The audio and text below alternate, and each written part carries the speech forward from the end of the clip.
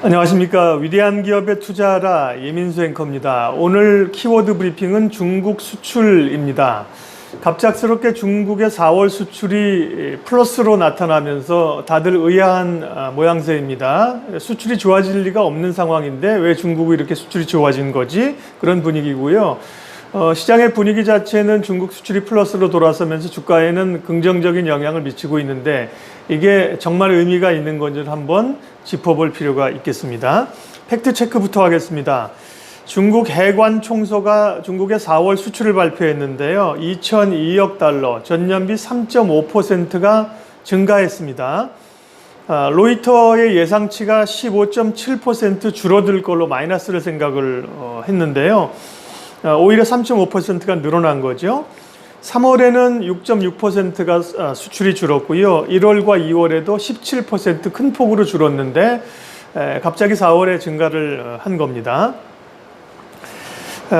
그러면 그 이유가 무엇인가를 좀 따져봐야 될 텐데요. 중국은 어쨌든 코로나가 가장 먼저 발병한 곳이지요. 진원지가 어디냐 여기에 대해서는 논란이 많은데 어쨌든 가장 먼저 대규모로 발생한 국가인 것은 팩트예요.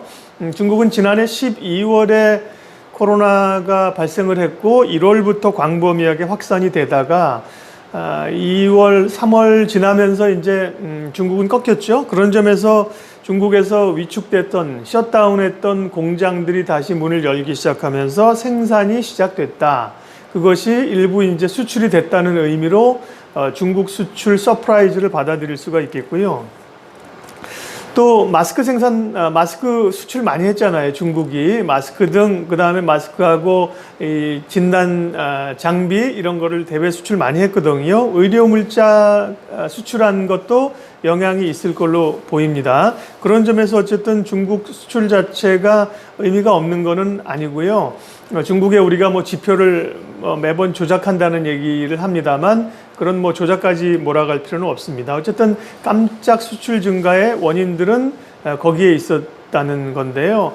그러면 중국이 이제 위기에서 벗어난 것이고 경기는 V자로 반등하면서 소위 위기 탈출을 한 것인가라는 질문들을 던져볼 수 있을 텐데 그 질문은 아니라고 답을 할 수가 있습니다. 왜 중국 수출이 4월 수출이 깜짝 수출 증가했지만 경기가 회복되는 것이 아닌가를 볼 수 있는 게 어제 중국이 이제 발표한 이 자료에 같이 포함이 되어 있습니다. 수출과 함께 수입 지표를 같이 발표하거든요. 수출은 깜짝 증가했는데 수입은 그렇지 않습니다. 4월 수입은 14.2%가 감소를 했습니다. 1,549억 달러였고요. 시장 예측치보다도 더 안 좋게 나왔습니다. 시장 예측치가 대략 한 11% 하락인가 했는데 14%가 줄어들었습니다.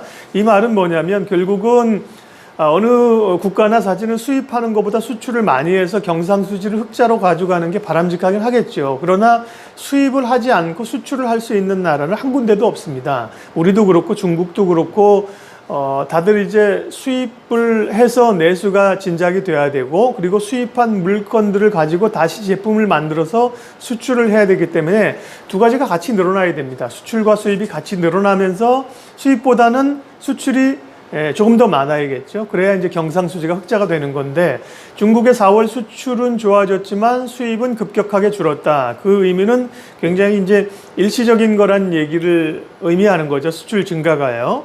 전반적으로 수입은 계속 준다는 것은 중국 내 수요가 부진하고 앞으로 또 수출을 할 여력이 많지 않다는 것을 나타내주기 때문에 결국은 수출 지표와 함께 나타나는 수입 지표를 보게 되면 중국의 4월 수출 증가가 그야말로 깜짝 서프라이즈 일시적인 영향에 그칠 것이라는 걸 확인할 수가 있습니다.